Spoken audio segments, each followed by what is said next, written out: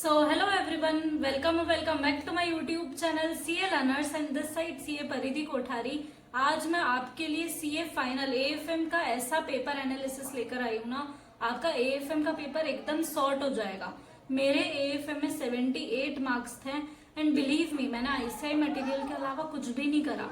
अब मैं ये बात स्टार्टिंग में अगर बोल रही हूँ तो मैं इसको विद प्रूफ आपको बताऊंगी, साथ ही में मैं लास्ट 4 अटेम्प्ट्स का जो पेपर एनालिसिस है वो आपके साथ शेयर करूंगी और उसमें से हमको क्या देखने को मिलता है, कितने कंफर्म्ड टॉपिक्स, इंपॉर्टेंट टॉपिक्स, वो भी मैं आपके साथ शेयर करूंगी ताकि आपका भी जो स्कोर है वो 70s या 80s तक पहुंच चुके हैं, ताकि आपको दूसरे सब्जेक्ट्स की टेंशन ही ना लेनी पड़े। सो अभी आपको आपकी स्क्रीन पर दिख रहा है पूरा पेपर, लेकिन उससे पहले I want to request you, अगर अभी तक चैनल सब्सक्राइब नहीं करा है प्लीज सब्सक्राइब करो, क्योंकि ऐसी वीडियोस में बहुत एफर्ट्स लगते हैं। सो अभी आपकी स्क्रीन पर आपको मई 24 से लेकर सितंबर 25 अटेम्प्ट तक के पेपर दिख रहे हैं, ठीक है। इसमें अगर आप देखोगे ना, मैंने बहुत सारे पॉइंट्स को हाईलाइट कर रखा है, लाइक क्वेश्चंस को।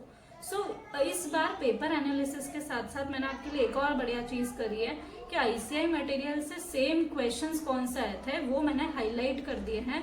इसी के साथ अगर आप देखोगे ना, मई 24 में मैंने जो क्वेश्चंस हाईलाइट करे हैं और मैंने नीचे लिखा हुआ भी है कि मई 24 में 88 मार्क्स का पेपर ICI मटेरियल से सेम था। सो उस 88 में से मैंने 78 स्कोर कर लिए, प्रिटी सिंपल ना। इसके बाद में फिर नवंबर 24 में अगर आप देखोगे तो 72 मार्क्स का पेपर ICI मटेरियल से सेम था। सो हमेशा अगर आप देखो 70-80 मार्क्स का पेपर जो है वो सेम आता है। मई 25 में भी 75 मार्क्स का पेपर ICI मटेरियल से था। सितंबर 25 में 53 मार्क्स का था, कम था but still paper was easy, क्योंकि MCQs plays a great role. 30 on 30 MCQs होते हैं वो ICI मटेरियल से थे। मतलब अगर आप ओवरऑल देखोगे तो 53 मार्क्स में से प्लस 30 करो, 83 मार्क्स का पेपर, 118 मार्क्स में से इतने मार्क्स का पेपर आपका ICI मटेरियल से ही था। इसीलिए हर बार AFM में मई 24 से अभी तक इतना अच्छा लोग स्कोर कर रहे हैं। ये बहुत अच्छी अपॉर्चुनिटी आपके लिए। एक बढ़िया चीज और मैंने आपके लिए कर दी है कि जो भी क्वेश्चंस आए थे ना उसका मैंने क्रक्स लिख दिया है, ताकि आपको पता चल जाए कि सितंबर 25 में कौन सा क्वेश्चन आ चुका है, तो वो क्वेश्चन तो रिपीट नहीं होगा। तो एटलीस्ट सितंबर 25 में जो आ चुका है ना, आप उसको या तो स्किप कर सकते हो या तो ऊपर से देख सकते हो। ये कौन सा वाला पार्ट है? सबसे पहले तो सिक्योरिटी वैल्यूएशन में अगर आप 6th क्वेश्चन में देखोगे तो FCFE अप्रोच, जो कैश फ्लो वाली अप्रोच रहती है, वो आ चुकी है। पोर्टफोलियो में सिस्टमैटिक रिस्क, अनसिस्टमैटिक रिस्क आ चुका है। सिक्योरिटी वैल्यूएशन में वो बॉन्ड फंडिंग डिसीजन वाला जो था वो आ चुका है। तो इस हिसाब से आप पूरे पेपर को, इस एनालिसिस को एक बार अच्छे से देखो तो आपको समझ आएगा कि कौन कौन से एरिया पे आप थोड़ा कम भी ध्यान दोगे तो चल जाएगा। इसके अलावा जो बच रहा है उसको अच्छे से करो। तो क्वेश्चन वाइज AFM का पेपर सेट नहीं रहता है। मतलब आप ये नहीं बोल सकते कि क्वेश्चन 1 में कौन सा चैप्टर रहेगा, स्टिल अंतो CA अपन कुछ तो एनालिसिस निकाल ही लेंगे ना। तो मैंने कुछ इंपॉर्टेंट चैप्टर्स आपके लिए आइडेंटिफाई कर दिया है और 3 सेट्स में उसको डिवाइड कर दिया आपके लिए, ठीक है। तो ये 3 सेट्स में आप देखोगे कि जो फर्स्ट सेट है उसमें कौन कौन से चैप्टर्स हैं?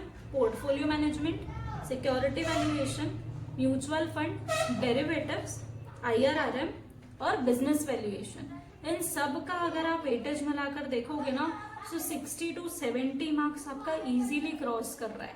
ये आपके हो गए A प्रायोरिटी चैप्टर्स। मतलब आपको AFM में आपका फंडा है कि मुझे एग्जाम्पशन लानी है तो इन चैप्टर्स पर आप ग्रिप बना लो, या फिर आपका फंडा है कि मुझे सिर्फ क्लियर करना है AFM, तो भी आप सिर्फ ये चैप्टर्स कर लो, 40-45 का काम इधर से हो जाएगा आपका। साथ ही में जो B प्रायोरिटी चैप्टर्स है वो है मर्जर्स, एडवांस कैपिटल बजटिंग और थ्योरी। तो इन तीनों में अगर आप देखोगे, थ्योरी का ऑफकोर्स 12-15 मार्क्स का वेटेज रहता है, बट स्टिल थ्योरी भी सेकेंडरी चीज होती है। इसके अलावा मर्जर्स और ACB इनका एक एक क्वेश्चन आता है, बहुत एक्सेप्शनल वेटेज नहीं रहता है, बड़े चैप्टर्स है फिर भी।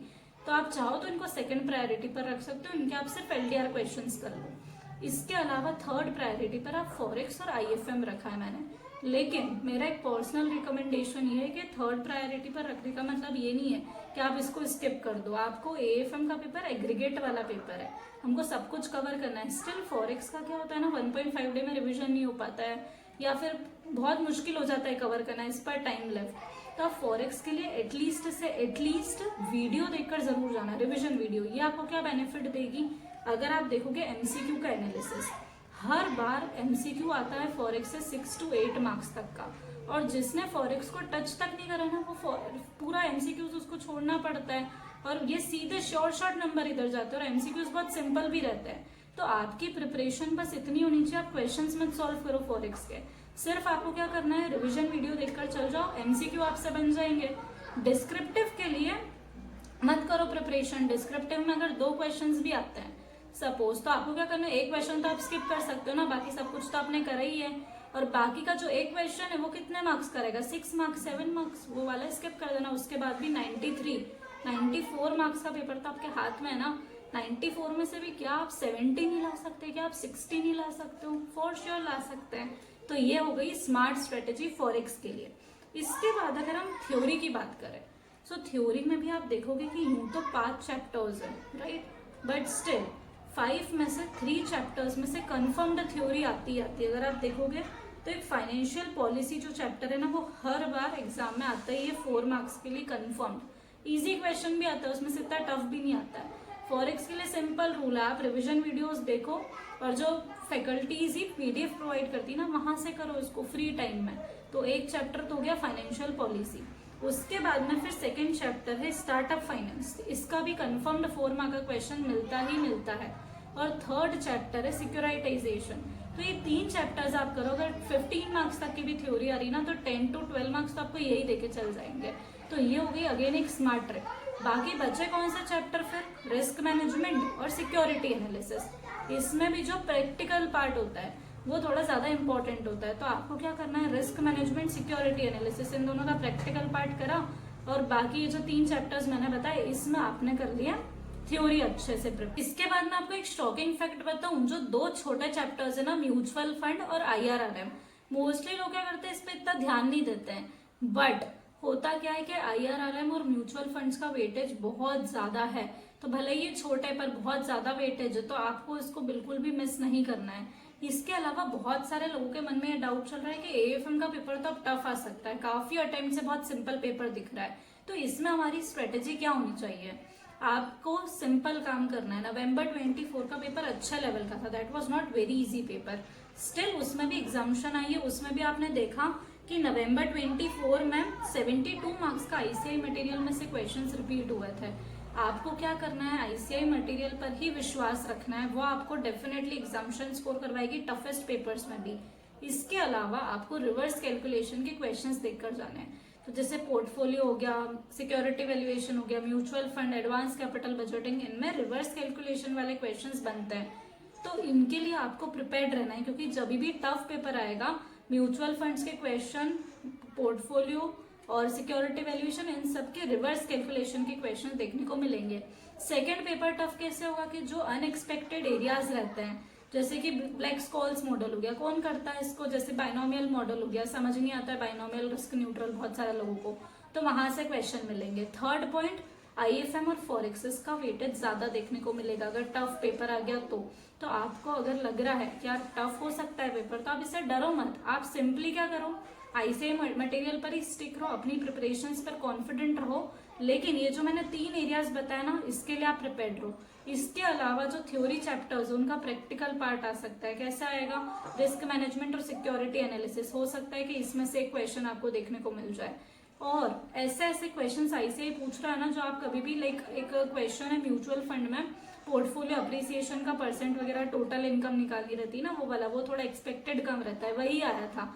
इसके बाद में ब्लैक स्कॉल्स मॉडल कभी नहीं आया, लोग छोड़ देते हैं, वो आ सकता है कभी भी, तो आएगा तो ICI मटेरियल में से, लेकिन वो जो एक एक दो क्वेश्चन आप छोड़कर जाते हो ना, वहां से आएगा।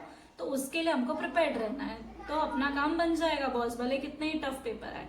इसके बाद AFM के MCQs कहाँ से आते हैं, सो AFM के MCQs जो रहते हैं ना, हमेशा ICI मटेरियल में से ही बनते हैं वो भी, बट कैसे बनते हैं, जो बेसिक क्वेश्चंस रहते हैं ना, जो आप कभी करते ही नहीं हो, बहुत सारे लोग LDR क्वेश्चंस करते हैं, बेसिक क्वेश्चंस हम नहीं करते हैं, तो वो बेसिक क्वेश्चंस में से ही क्या बनता है, MCQs बन जाते हैं। तो अगर आप बेसिक क्वेश्चंस को नहीं स्किप कर रहे हो ना, तो AFM के MCQs आपके लिए बहुत सिंपल है, अदरवाइज टफ हो जाएंगे, सिंपल। सो ये सब चीजें आप ध्यान रखो, इस हिसाब से प्रिपेयर करो। तो मेरा जो स्कोर था ना 78, वो एक ड्रीम स्कोर है, वो आपका भी हो जाएगा, और आपके बाकी सारे सब्जेक्ट सॉर्ट हो जाएंगे, ये स्कोर एक पेपर में आ गया तो। सो आज की वीडियो आपको पसंद आई हो, सो वीडियो को लाइक करना ना भूले, चैनल को सब्सक्राइब करना ना भूले। So thank you so much for watching.